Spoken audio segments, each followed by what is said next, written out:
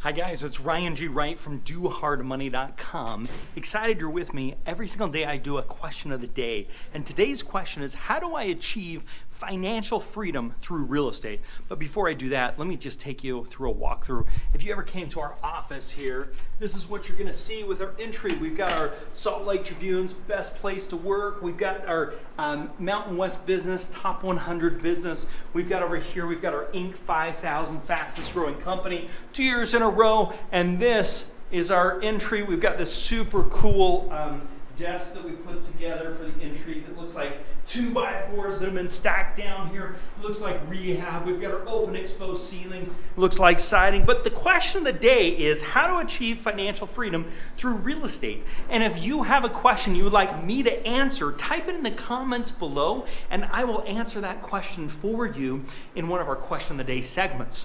So let's talk about this. How do I achieve financial freedom through real estate? First thing is, it takes some patience and takes some time. So this is typically what I call the life cycle of a real estate investor.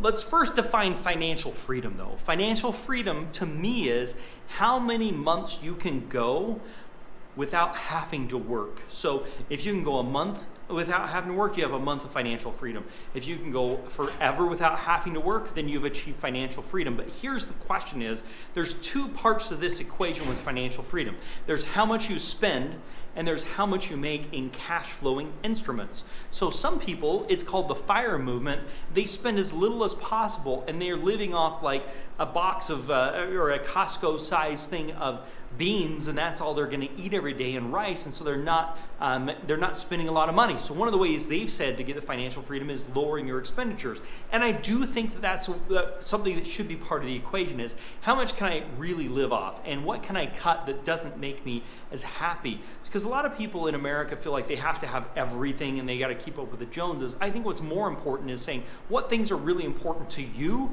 and what things aren't, and cut of the things that really aren't that important and spend on the things that are important and try and get a ratio of lowering those overall expenses. Lowering those overall expenses is going to help you because on the reverse side of that, it comes to cash flow. How can I get cash flow? And this is where a lot of people make mistakes as we talk about the real estate investor's life cycle. If you're flipping properties, if you're wholesaling properties, it's fantastic, but it's still a day job. It's not going to bring you financial freedom unless you use the money from those things to buy cash flowing instruments. So what you're going to do is be buying rental properties, or you're going to be participating in becoming a lender, or you're going to participate in buying like big complexes where you're putting your money with somebody. So for example, there's syndication type deals. I can take $25,000 or $50,000 and I can actually buy into a huge apartment complex like the one I did up in Boise, and with that somebody else is managing it, somebody else is funding it, and I actually get a quarterly distribution check, and I am a limited partner in that type of a deal. So I could have fixed and flipped a property, taken that money, put it into a limited partnership, they're doing the work and cutting me a check on a quarterly basis. That's how I can start getting the cash flow. The other thing I can do is wholesales, or I can do fix and flips and then take that money and then buy a rental property, rent that property out, and start to get cash flow. So the more cash flow I'm getting from each one of those things, once that cash flow on a monthly basis exceeds my expenses that I've been trying to bring down, once I tip that, then I actually achieve financial freedom. Again, that definition of financial freedom is how many months you can go without working. The more you can reduce those expenses within a reasonable level that you can feel satisfied with, and the more you can raise that cash flow, that's the secret to getting there. And there's more instruments. There's lots of instruments to get the cash flow, from being a lender to doing limited partnerships to buying businesses to actually buying rental properties to buying into big syndications. There's multiple ways to get that, but you've got to get there somewhere. So what a lot of people do is wholesale and fix and flip to get the cash so they can buy into those types of things, because doing that is actually day-to-day work, day-to-day operations, which isn't going to get you exactly to the financial freedom. But as you see, all the ways I've just talked about all revolve around real estate and real estate investing, because that's what's going to help get you there.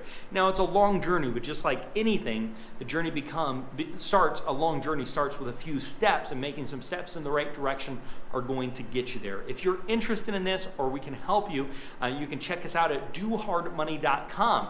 We have all things about real estate investing to help you get to where you want to go, from finding properties, to value properties, project management, to getting money to make these deals actually happen and helping you with all this on the financial freedom along the way. If you've liked this video, please give it a thumbs up. I would really appreciate it. I'm also going to give you a couple of other videos. One is 25 things I wish I knew when I got started in real estate investing.